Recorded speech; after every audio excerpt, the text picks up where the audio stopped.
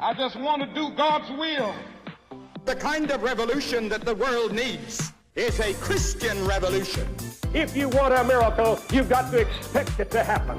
You are the recipients of God's grace and God's blessings, and you rejoice in that reality.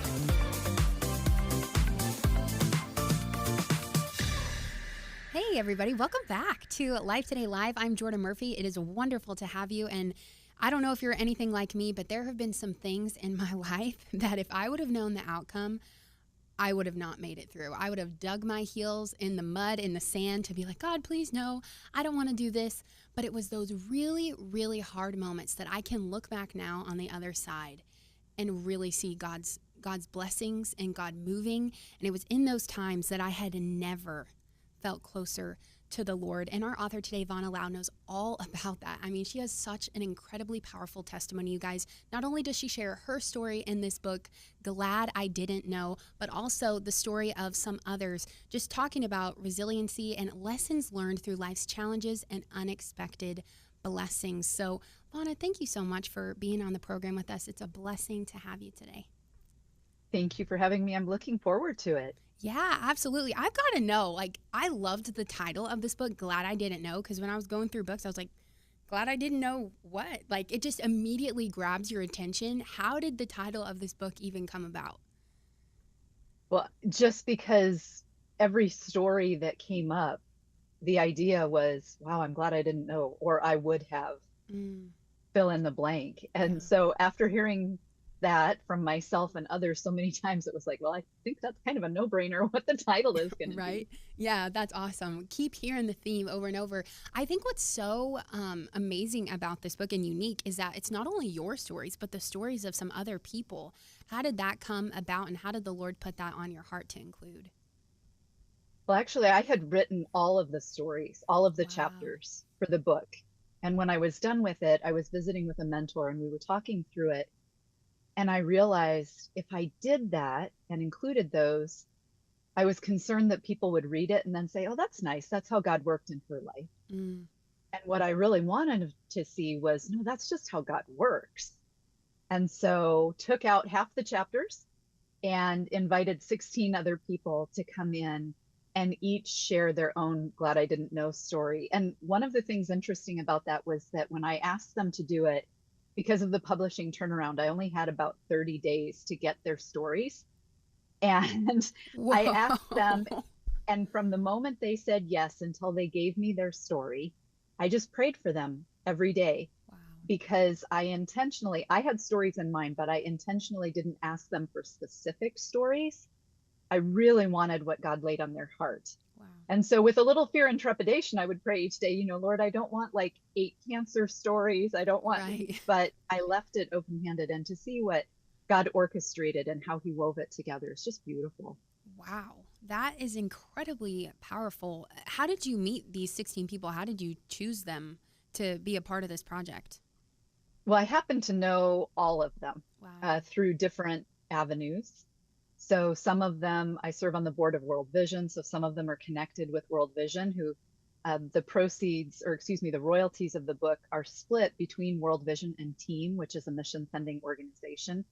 I wanted to bless those ministries and not invite people in for something I was going to get royalties for. So some of them are associated with Team. Some of them I've worked with. Some of them I've listened to speak.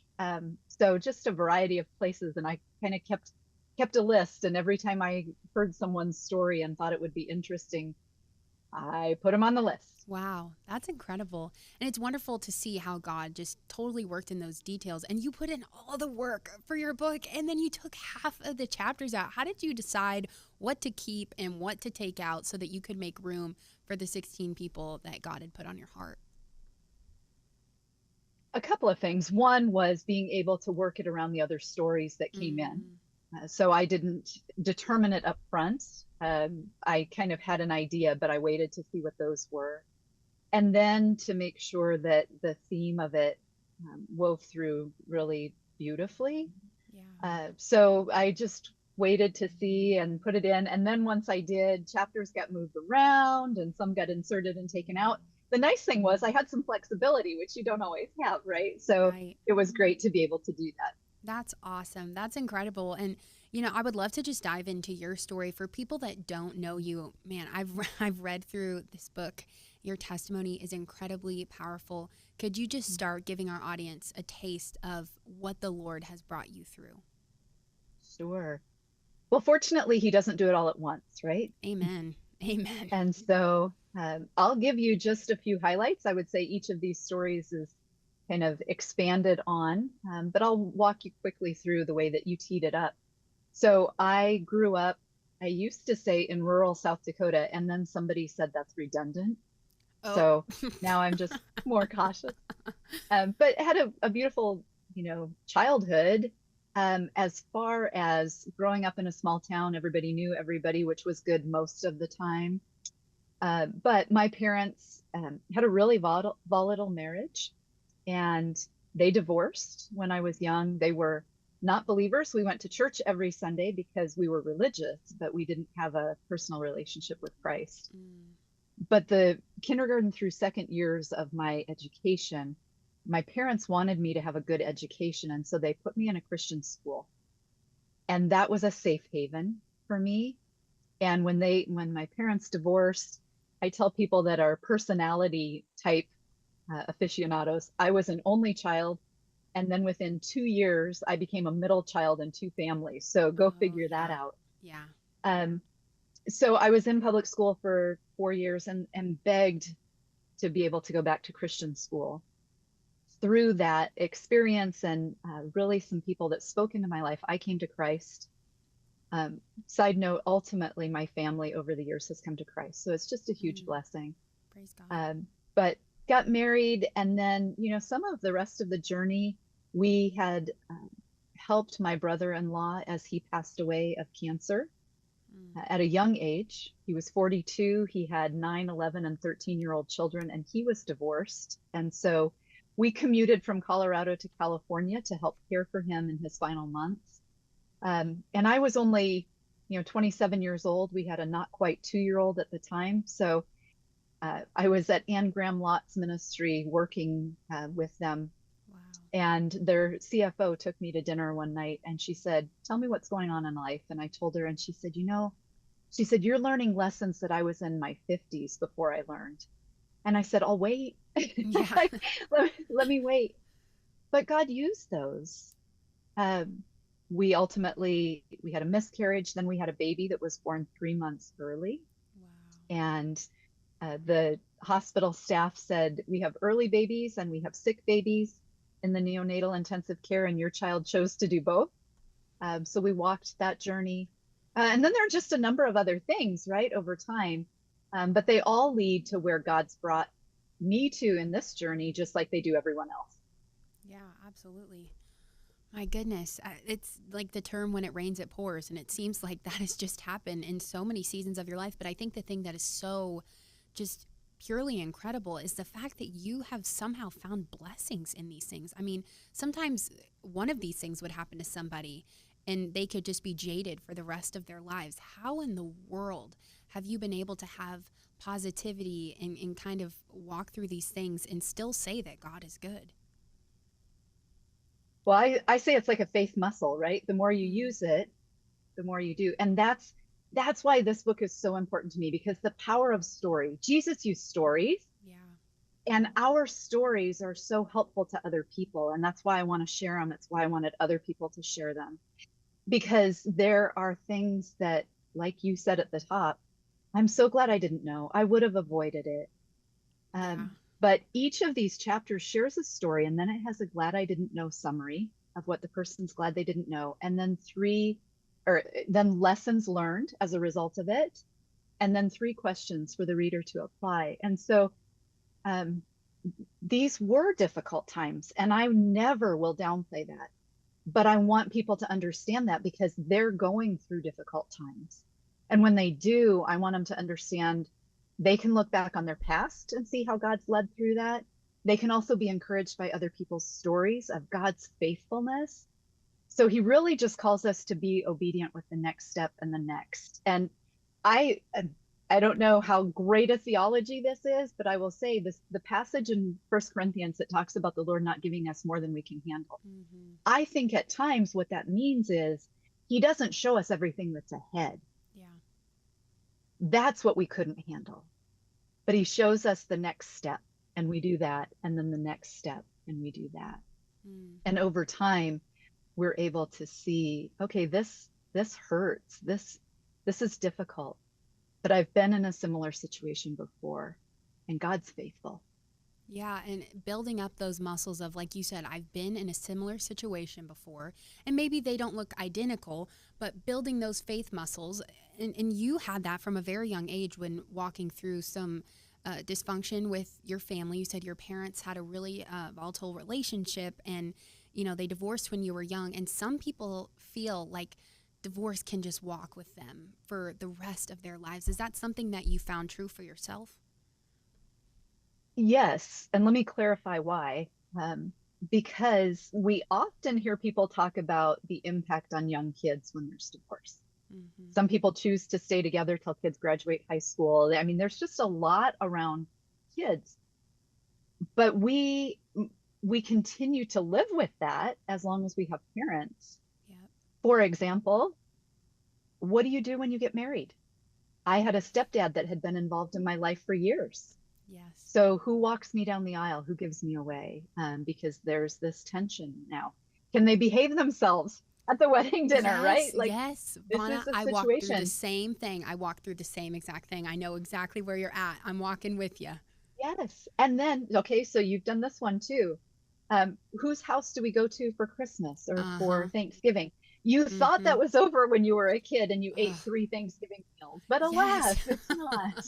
And never being able to fully settle into, oh, I just get to have like a rest on this holiday, because you're constantly kind of checking the watch and it's, oh, I got to go. I'm so sorry. And, you know, always, you know, missed expectations. Did you feel that way as well? Oh, for sure. I finally claimed one holiday and said, if anybody that wants to come and have fun and behave, this is my holiday. It's going to be at my house. Yes. Which one is that? But I would also say it continued on as my parents aged, because they ultimately lived in 2 different states. Oh, wow. My dad had cancer, diabetes, and Parkinson's disease. So he required a lot of care. And yet, you know, my mom had her own issues at times 1,000 miles away. Yeah. And so now you've got, you know, if you're blessed to have your family together, mom and dad have struggles. I get the aging parents. It's not perfect, but, you know, they help each other. They're in the same community. It just makes the logistics easier. And I know these are simple things, but that's part of life too, right? It's just the day to day. And sometimes the day to day can be difficult. Yeah, absolutely. And when you got married, did your spouse have parents that were separated, or did he grow up in a household that was together? No, he, by God's grace, he had an amazing family. And they also were just great models of a godly marriage. Yeah. He used to laugh that he said we were at church Sunday morning, Sunday night, Wednesday night. Oh, wow. Anytime the doors were open, and we had a key to the church if the doors weren't open. But they said we are getting But that in. created, exactly. And that created its own issues because I didn't have a healthy relationship or a healthy example of conflict. And so as we learned to struggle through conflict in dating, engagement, and marriage, I was like, it's over. And he was like, we disagreed. We settled it. Let's go get ice cream. Yeah. You're like, swirl or regular or chocolate? I don't know. Well, there's like kind of a fear of abandonment there, right? Because I mean, when you see how it ended up for your parents, and then there's a fear of like, well, I really don't want that for myself. There is. And even and this is where, you know, I always bring it back to this, there's a chapter of divorce in the book, because God used that. We had, for generations, our family had been in the same denomination, same religious experience, and yet nobody in the family had a relationship with Christ. And so the way that the Lord broke that curse was through this. And I'm grateful for that, because I'm glad I didn't know, right? But yet he did. And when I first came to Christ, it created a lot of tension with my dad and I. We actually didn't speak for a year when I was 16.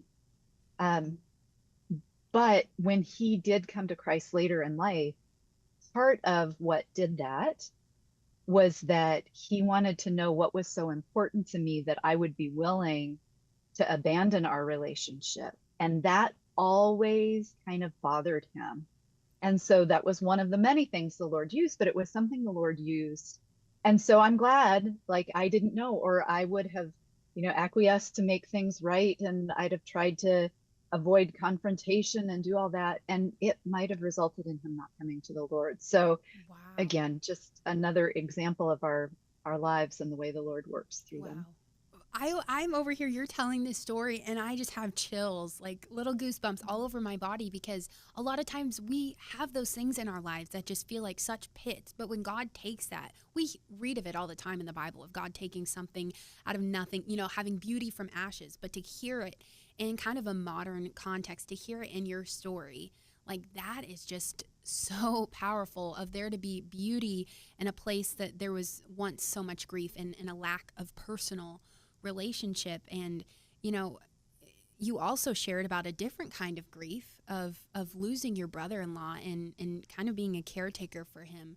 Could you walk through what that looked like for you and your family in that time?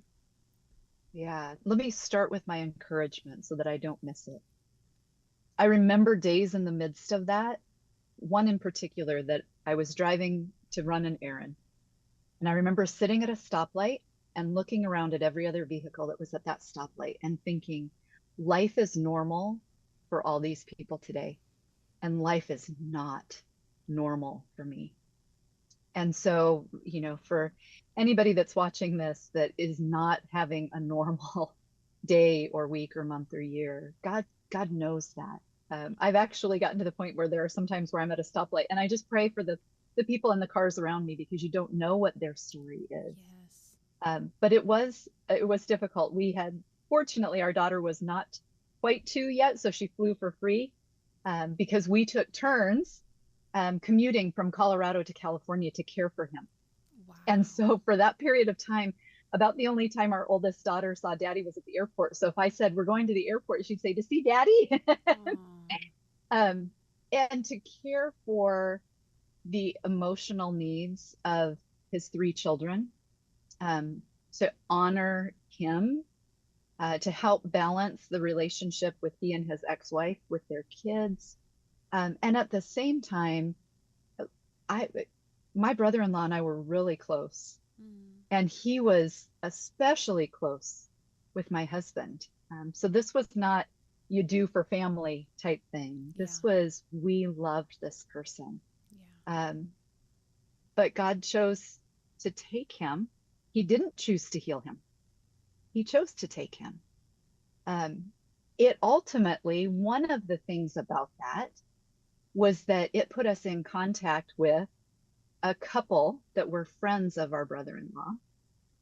And we've now been dear friends for 25 years. They're not believers yet, but they know our story. And they were actually one of the first people to get a copy of Glad I Didn't Know. And the gospel is laid out in there, so we don't know what it's going to take. But that was a result of it. There were other ways that we were able to see God's hand in it, even though life wasn't normal and life was hard and we grieved it. Yeah. I've heard the phrase that sometimes you are the only Bible that somebody will ever read. And so how are you representing Christ? And so for you to just go and care for your brother-in-law, not because it's it's family, I have to, but just with that heart to serve, that is such a beautiful model of Jesus and how he loved us. And so I'm so encouraged to hear, even in that story, that there is so much goodness and intentionality and intricacy that the Lord just like wove into that story of grief. And we will be praying for those friends, that they come and get to know Jesus and who he is. And I think that's what's so powerful about a book like this, and the fact that you chose to include so many different people's stories, just like you said at the top of this interview, of I don't want them to just say, oh, this is what God did in her life. When you see so many people's lives, it's like, man, this is you can't even deny something like this when you have this many people standing up and speaking about it. So somebody being able to get this in one single book, I think is incredibly powerful. And there is surely something that somebody can connect with, all the different people that are sharing. And I've just got to know, what is one thing that out of all the things that you've been through, out of all the blessings that the Lord has brought to you, if you could share one thing about Glad I Didn't Know with our audience, what would you want to leave them with today? That's awesome. And it's interesting because Rich Stearns wrote a foreword or an endorsement for this. And he said, if you read it now, he said, there's a story that will stand out. But if you read it again in 6 months, it would be a different story. Because to your point, people from 22 to 88, men, women, Americans, non-Americans, all contributed. So when you ask me, the one thing that stands out, that's like picking your favorite child. But I think for me, it actually is the chapter that kicks it off. There were 4 things that happened in 2016, all in a matter of about 3 months. The Lord called me very clearly to leave a job that I loved, that I had been at for 20 years. I was serving as the managing partner of a national CPA firm. Wow.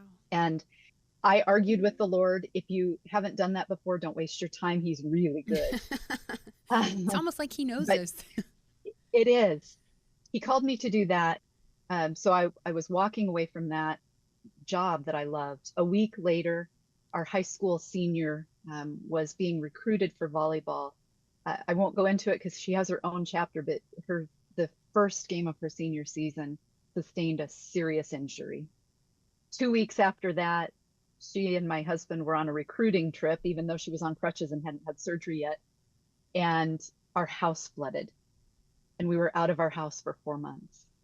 And a month after that, my stepdad passed away suddenly. That season had so many different things in it. But yet I look at that season and literally can see blessings and lessons in every one of those things, and how he orchestrated everything. I love what I get to do professionally now. Our daughter is married to an amazing godly man, and they're headed to the mission field in Paraguay this year, which happened because of decisions made as a result. Like, it goes on and on. So that's probably my favorite, just because it was such a difficult, like, what's next season that so many of us have been through. Yeah, absolutely. And just as an encouragement, some of the best open doors are only a result of walking out of rooms that we are no longer supposed to be in. So accept the closed door so that you can walk into that open door. And so you guys, I just really, really encourage you, go out and get Glad I Didn't Know by Vonna Laue. And you can also get connected with her on her website, which is gladididn'tknow.com. And you guys, just thank you so much for being with us on Life Today Live. It is a pleasure. I pray that this has blessed you and that you just go out and experience God's goodness today. Have a wonderful rest of your day. They will find no drought in God's ever-flowing